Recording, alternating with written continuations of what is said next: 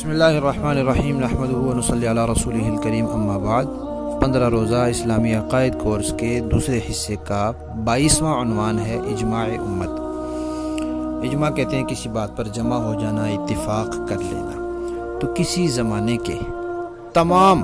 سارے صحیح العقیدہ علماء کسی بات پر اتفاق کر لیں تو اس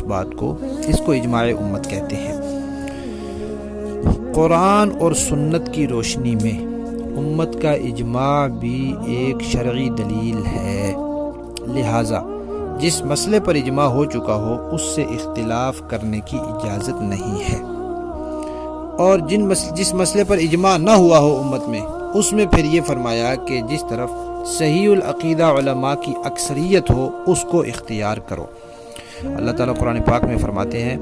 وَمَن يُشَاقِقِ الرَّسُولَ مِن بَعْدِ مَا تَبَيَّنَ لَهُ الْهُدَى وَيَتَّبِعْ غَيْرَ سَبِيلِ الْمُؤْمِنِينَ نُوَلِّهِ مَا تَوَلَّى وَنُصْلِهِ جَهَنَّمَ کہ جو آدمی رسول کی مخالفت کرے گا اور سب مسلمانوں کے دینی راستے کے خلاف چلے گا تو ہم اسے دوزخ میں جھونک دیں گے۔ یہ سورہ نساء کی آیت نمبر 115 ہے، اور سورہ بقرہ کی آیت نمبر 243 میں اللہ تعالیٰ فرماتے ہیں وَكَذَلِكَ جَعَلْنَاكُمْ أُمَّةً وَسَطًا ہم نے تمہیں اعتدال والی امت بنایا ہے۔ تو پوری امت اعتدال سے نہیں ہٹ سکتی، یعنی کوئی غلط بات نہیں کہہ سکتی۔ اور سورہ آل عمران کی آیت نمبر 110 میں اللہ تعالیٰ نے فرمایا كُنتُمْ خَيْرَ أُمَّةٍ تم بہترین امت ہو۔ تو پوری امت اگر کسی غلطی پر جمع ہو جائے تو پھر بہترین امت کیسے رہی؟ اور قرآن پاک میں اللہ تعالیٰ نے فرمایا سورہ آل عمران کی آیت نمبر 103 ہے وَاعْتَصِمُوا بِحَبْلِ اللَّهِ جَمِيعًا اللہ کی رسی کو مضبوطی سے پکڑ لو، وَلَا تَفَرَّقُوا آپس میں پھوٹ نہ ڈالو۔ تو سب مسلمان جب کسی بات پر جمع ہو جائیں تو اس سے اختلاف کرنا پھر پھوٹ ہی ڈالنا ہے، اور پھوٹ ڈالنے سے قرآن نے منع کیا ہے۔ معلوم ہوا کہ جس پر سارے جمع ہو جائیں اسی کو اختیار کرنا ضروری ہے۔ اور آپ صلی اللہ علیہ وسلم کا ارشاد ہے، آپ نے فرمایا کہ اللہ تعالیٰ میری امت کو، یا ایک جگہ فرمایا امت محمد کو کسی گمراہی پر جمع نہیں ہونے دیں گے۔ یہ روایت بہت سے صحابہ کرام سے ہے اور بہت سی کتب حدیث میں ہے۔ اسی طرح حضرت معاویہ رضی اللہ تعالیٰ عنہ فرماتے ہیں حضور نے فرمایا کہ میری یہ امت قیامت تک سیدھی حالت پر رہے گی، درست رہے گی، یعنی پوری امت کبھی سیدھی حالت سے نہیں ہٹے گی۔ کچھ افراد ہو سکتا ہے ہٹ جائیں، لیکن ساری امت اکٹھی ہو کر ہٹ جائے یہ نہیں ہو سکتا۔ اور ایک اور روایت میں آپ صلی اللہ علیہ وسلم نے فرمایا کہ حضرت علی فرماتے ہیں میں نے حضور سے پوچھا کہ اگر کوئی معاملہ ہمیں پیش آئے جس کے متعلق کوئی صریح حکم قرآن و سنت میں نہ ہو تو ہم کیا کریں؟ آپ نے فرمایا کہ فقہا اور عابدین سے مشورہ کرو، کسی کی شخصی رائے نافذ نہ کرو۔ معلوم ہوا کہ سب مل کر جو بات بتائیں گے پھر وہ غلط نہیں ہو سکتی۔ اور آپ صلی اللہ علیہ وسلم نے فرمایا کہ ید اللہ علی الجماعہ اللہ تعالیٰ کا ہاتھ جماعت پر ہے، جو ان سے علیحدہ رائے اختیار کرے گا وہ دوزخ کی طرف جائے گا۔ تو معلوم ہوا کہ سب مسلمان جب کسی رائے کو اختیار کر لیں تو اس سے پھر علیحدہ ہونا یہ دوزخ کا راستہ ہے۔ اور آپ صلی اللہ علیہ وسلم نے فرمایا من فارق الجماعۃ شبرا فمات اور کوئی آدمی جماعت سے علیحدہ ہو گیا، مسلمانوں کی جماعت سے علیحدہ ہو گیا نظریاتی طور پر، عقیدے کے طور پر، تو پھر وہ مر گیا تو جاہلیت کی موت مر گیا۔ یعنی جس بات پر مسلمان سارے اکٹھے ہو جائیں، ایک جماعت ہو جائیں، اس بات سے پھر اختلاف کی گنجائش کسی کے پاس نہیں رہتی۔ تو اسی اکٹھا ہونے کو اجماع امت کہتے ہیں، اور قرآن و سنت کی روشنی میں یہ شرعی دلیل ہے۔ عنوان نمبر 23 ہے اجتہاد و تقلید۔ اللہ تعالیٰ نے قرآن پاک میں دین کے، شریعت کے سارے مسئلے واضح طور پر بیان نہیں فرمائے۔ مثلا نماز کا پورا طریقہ قرآن پاک میں نہیں ہے۔ پھر نبی کریم صلی اللہ علیہ وسلم کی سنت میں بھی دین کے سارے مسئلے جو قیامت تک پیش آنے والے ہیں وہ سارے واضح نہیں ہیں۔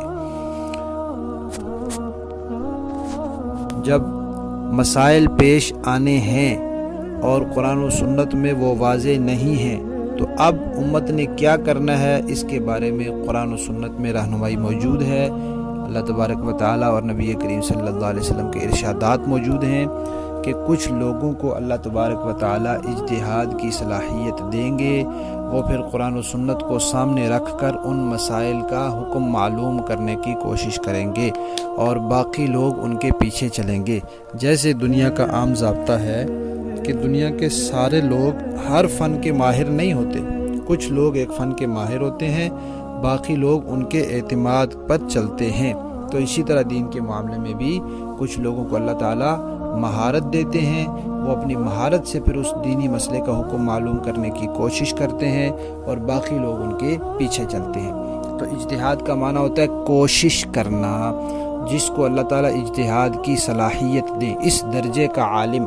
کسی ایسے دینی مسئلے کا حکم معلوم کرنے کی کوشش کرے جو قرآن و سنت میں واضح نہیں ہے، تو اس کو اجتہاد کہتے ہیں۔ اور پھر اس کی بات مان لینا۔ جو آدمی خود مجتہد نہیں ہے وہ مجتہد کی بات مان لے، اس کو یہ حسن ظن ہے کہ انہوں نے یہ مسئلہ کسی دلیل کی بنیاد پر مجھے بتایا ہے، لیکن دلیل ان سے پوچھتا نہیں ہے، دلیل کا مطالبہ نہیں کرتا، لیکن یہ اطمینان ہے کہ انہوں نے یہ مسئلہ ضرور کسی دلیل کی بنیاد پر مجھے بتایا ہے۔ تو اس طرح مجتہد کا قول مان لینا اور اس پر عمل کر لینا، اس کو تقلید کہتے ہیں۔ یعنی جو مسئلہ قرآن و سنت میں واضح نہیں ہے، اس دینی مسئلے کا حکم معلوم کرنے کے لیے کوشش کرنا، یہ اجتہاد ہے۔ اور پھر اس مجتہد کے اعتماد پر کہ اس نے دلیل کی بنیاد پر مجھے مسئلہ بتایا، اس سے دلیل کا مطالبہ نہ کرنا اور اس کی بات کو مان کر اس پر عمل کر لینا، یہ تقلید ہے۔ اجتہاد نبی کریم صلی اللہ علیہ وسلم نے بھی کیا ہے، اجتہاد صحابہ کرام میں بھی تھا، اور صحابہ کرام میں بھی بعض صحابہ دوسرے صحابہ کی تقلید کرتے تھے۔ جو حضور کے پاس تھے وہ تو حضور سے مسئلہ پوچھتے تھے، جو حضور سے بہت دور رہتے تھے ان کو جب مسائل پیش آ جاتے تھے تو وہ پھر فقہاء صحابہ سے پوچھ کر ان کی تقلید کرتے تھے۔ تقلید کا مقصد یہ ہوتا ہے کہ انسان اپنی ذاتی رائے پر چلنے کے بجائے اس آدمی کے پیچھے چلے جس کو اللہ تعالیٰ نے اجتہاد کی صلاحیت دی ہے۔ گویا یوں کہہ سکتے ہیں کہ اپنی ذاتی رائے پر، اپنی خواہشات پر چلنے سے تو قرآن و سنت نے منع کیا ہے، تو تقلید کا مقصد قرآن و سنت کی پیروی ہے، اور مجتہد قرآن و سنت کو ہم سے زیادہ جانتا ہے، اس لیے ہم اس کے پیچھے چلتے ہیں، اس کی تقلید کرتے ہیں۔ تو تقلید کا مقصد قرآن و سنت کی پیروی ہے، اور تقلید صرف ان مسائل میں ہوتی ہے جو قرآن و سنت میں واضح نہ ہوں، اور فرعی مسئلے ہوتے ہیں، فقہی مسئلے ہوتے ہیں، شرعی مسائل ہوتے ہیں۔ اور جو مجتہد ہوتا ہے وہ معصوم نہیں ہوتا، نبی کی طرح مجتہد سے غلطی ہو سکتی ہے، لیکن جیسے ایک ڈاکٹر ہے، وہ اپنے فن کا ماہر ہے اور اس نے پوری دیانتداری کے ساتھ اپنے فن کی روشنی میں ایک مریض کا علاج کیا ہے، پھر اس سے کوئی بھول چوک ہو گئی ہے تو یہ ڈاکٹر مجرم نہیں ہے، بلکہ اس نے تو خدمت کی ہے، اس نے اپنی طرف سے کوشش کی ہے، لیکن انسان ہونے کے ناطے اس سے بھول چوک ہو گئی ہے۔ تو اسی طرح مجتہد جب اپنی پوری کوشش صرف کر دیتا ہے، پھر اگر اس سے بھول چوک ہو جاتی ہے تو اس کو گناہ نہیں ہوتا، بلکہ پھر بھی اس کو ایک نیکی ملتی ہے، کیونکہ اس نے نیک مقصد کے لیے کوشش صرف کی۔ پہلے زمانے میں مجتہدین تو بہت سارے رہے، بہت سے حضرات کو اللہ تعالیٰ نے اجتہاد کی صلاحیت دی، لیکن صرف 4 امام ایسے ہیں جنہوں نے اپنے مسائل کو مرتب کرا لیا، تو اب تقلید صرف ان 4 کی جاتی ہے۔ لہذا بعد میں آنے والے لوگوں کے لیے یہ ضروری ہے کہ وہ ان 4 میں سے کسی ایک کی تقلید کریں، یہ واجب ہے۔ واجب جو نہیں کرتا وہ گمراہ ہوتا ہے، وہ واجب کا تارک ہوتا ہے، صراط مستقیم سے ہٹ جاتا ہے۔ اور ہمارے بر صغیر، پاک و ہند، بنگلہ دیش وغیرہ میں کیونکہ صرف فقہ حنفی کے ہی علماء پائے جاتے ہیں، اس لیے ان علاقوں کے لوگوں پر فقہ حنفی کے مطابق چلنا اور امام ابو حنیفہ کی تقلید کرنا واجب ہے۔ اس امت میں 1400 سال میں جو اہل سنت والجماعت لوگ رہے ہیں صحیح العقیدہ، وہ 2 ہی طرح کے رہے ہیں، یا وہ تھے جن کو اللہ تعالیٰ نے اجتہاد کی صلاحیت دی ہے تو خود مجتہد بنے ہیں، یا پھر جنہوں نے کسی مجتہد پر بھروسہ اور اعتماد کیا ہے تو مقلد بنے ہیں۔ ظاہر بات ہے کوئی تیسری صورت نہیں ہے کہ جو مسائل اب نہیں ہے قرآن و سنت میں واضح، ان پر عمل تو کرنا ہے، تو یا خود مجتہد ہوگا تو عمل کرے گا، یا پھر مجتہد پر اعتماد کرے گا تو عمل کرے گا۔ تیسری صورت جو ہے وہ کوئی نہیں رہی اس امت میں، یا لوگ مجتہد رہے ہیں یا مقلد رہے ہیں، غیر مقلد اس امت میں اہل سنت والجماعت میں نہیں رہے، بلکہ غیر مقلدیت جو ہے یہ تو گمراہی کی بنیاد ہے اور گمراہی کی جڑ ہے، اس لیے کہ گمراہی کی 2 قسمیں ہیں۔ ایک ہے کوئی چیز دین میں ثابت ہو اس کا انکار کر دینا، اس کو کہتے ہیں الحاد، اور دوسری گمراہی کی صورت ہے کہ کوئی چیز دین میں نہ ہو اس کو دین بنا لینا، اس کو کہتے ہیں بدعت۔ تو جو الحاد والا ہوتا ہے ملحد، وہ اس کو مجتہد کی تحقیق پر اعتماد نہیں ہوتا، وہ اس کو ناقابل اعتماد سمجھتا ہے تو گمراہ ہو جاتا ہے۔ اور جو دوسرا ہوتا ہے بدعت والا، وہ مجتہد کی تحقیق کو کافی نہیں سمجھتا تو وہ بھی اس پر بھروسہ نہیں کرتا تو وہ بھی گمراہ ہو جاتا ہے۔ گمراہی کے یہ دونوں سبب جو ہیں یہ تقلید چھوڑنے کی وجہ سے پیش آتے ہیں۔ اور ویسے بھی جو مقلد ہوتا ہے وہ اس کے ایمان کی حفاظت ہوتی رہتی ہے، اس لیے کہ 4 دلائل ہیں ہمارے ہاں: قرآن، سنت، اجماع اور قیاس۔ قیاس کم درجے کی دلیل ہے، تو مقلد تو قیاس کو مانتا ہے، جب وہ قیاس کو مانتا ہے تو بڑے درجے کی دلیل کو وہ بدرجہ اولا مانتا ہے اور تسلیم کرتا ہے۔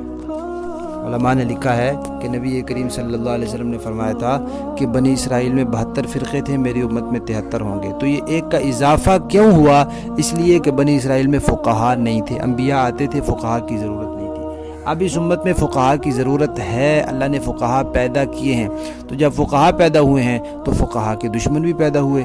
تو یہ وہ 73واں فرقہ ہے جو فقہا کا دشمن ہے اور فقہا کا منکر ہے، اور یہ ان 72 فرقوں میں سے ہے جن کے بارے میں آپ صلی اللہ علیہ وسلم نے فرمایا کہ وہ دوزخ میں جائیں گے۔ سورہ نساء کی آیت نمبر 83 میں اللہ تعالیٰ نے اس بات کا حکم فرمایا ہے کہ جو فقہا لوگ ہیں مسائل ان سے پھر معلوم کیے جائیں، اور مسند احمد اور ابو داؤد شریف اور ترمذی میں وہ روایت ہے جو پہلے بیان ہو چکی ہے کہ نبی کریم صلی اللہ علیہ وسلم نے اجتہاد کے اظہار پر خوشی کا اظہار فرمایا تھا جب حضرت معاذ نے کہا تھا کہ میں اجتہاد کروں گا۔ لہذا سلامتی کا راستہ یہی ہے کہ 1400 سال کے اہل سنت والجماعت علماء، محدثین، مفسرین، فقہا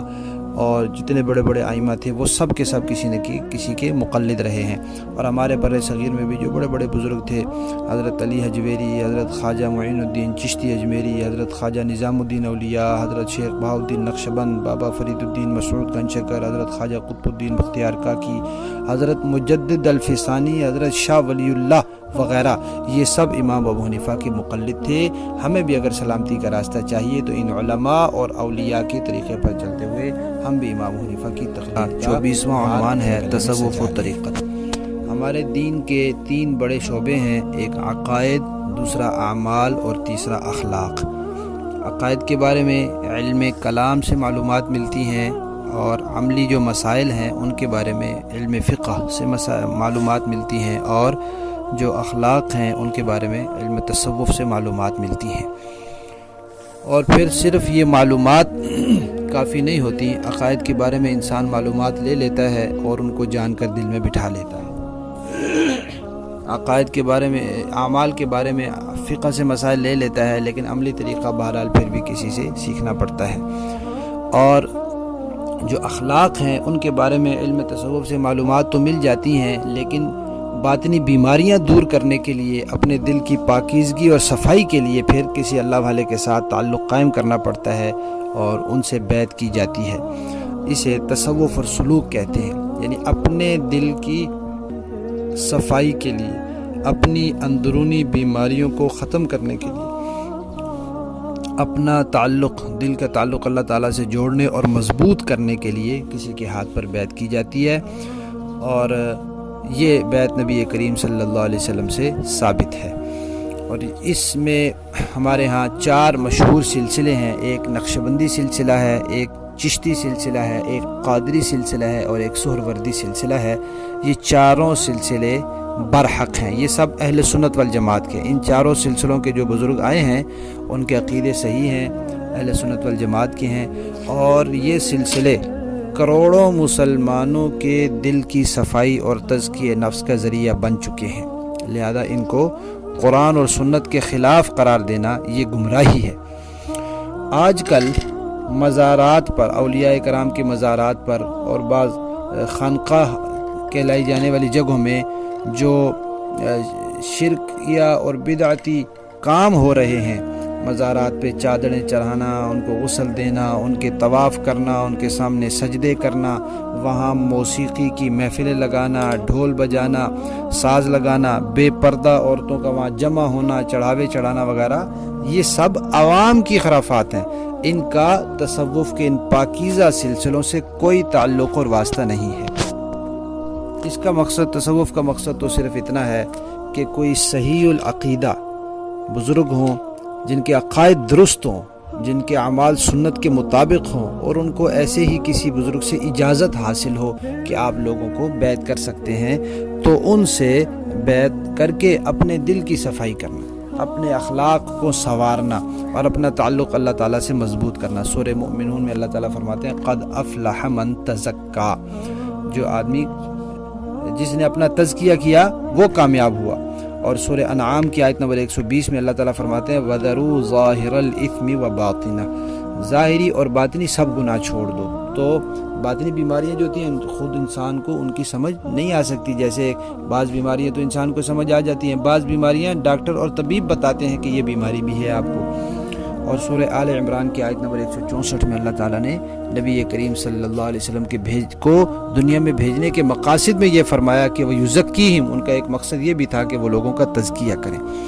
اور سورہ ممتحنہ میں اللہ تعالیٰ نے فرمایا یا ایھا النبی اذا جاءک المؤمنات یبایعنک علی الا یشرکن باللہ شیئا ولا یسرقن، کہ مومن عورتوں سے آپ بیعت لیں اس بات پر کہ وہ شرک نہیں کریں گی، وہ چوری نہیں کریں گی۔ تو یہ بیعت قرآن سے بھی ثابت ہے۔ اور حضرت جریر رضی اللہ تعالیٰ فرماتے ہیں میں نے نبی کریم صلی اللہ علیہ وسلم کے ہاتھ پر بیعت کی کہ نماز قائم رکھوں گا، زکوٰۃ دوں گا اور ہر مسلمان کے ساتھ خیر خواہی کروں گا۔ یہ مسلم شریف کی روایت ہے۔ تو بیعت کرنا اپنی اصلاح کے لیے ہوتا ہے اور اپنی اصلاح کرنا انسان پر لازم ہے، لیکن آج کل بیعت اور سلوک کے نام پر، خانقاہوں کے نام پر، تصوف کے نام پر، ان سلسلوں کے نام پر بہت زیادہ خرافات ہیں، ڈھونگ ہے، دو نمبری ہے، فراڈ ہے۔ اس لیے بہت سوچ سمجھ کر، سب سے پہلی چیز ہے عقیدہ، عقائد دیکھے جائیں کہ اہل سنت والجماعت کے مطابق ہیں یا نہیں ہیں۔ پھر اس کے بعد اتباع سنت، کرامات کوئی ہونا ضروری نہیں ہے، سنت کی اتباع ہے یا نہیں ہے، شکل و صورت، لباس، رہن سہن سنت کے مطابق ہے یا نہیں، اور پھر اس کے بعد یہ کہ ان کو ایسے ہی کسی مرشد کامل سے اجازت بھی ہے یا نہیں ہے، اور پھر یہ دیکھیں کہ مجھے ان سے فائدہ ہو سکتا ہے، میری ان سے رابطہ رہ سکتا ہے، تو پھر انسان ان سے بیعت ہو۔ اور بیعت کی بات صرف اس پر خوش نہ رہے کہ میں فلاں کا مرید ہوں اور فلاں سلسلے سے وابستہ ہوں، بلکہ جو مقصد ہے اس کو حاصل کرنے کے لیے آخر دم تک فکر مند رہے۔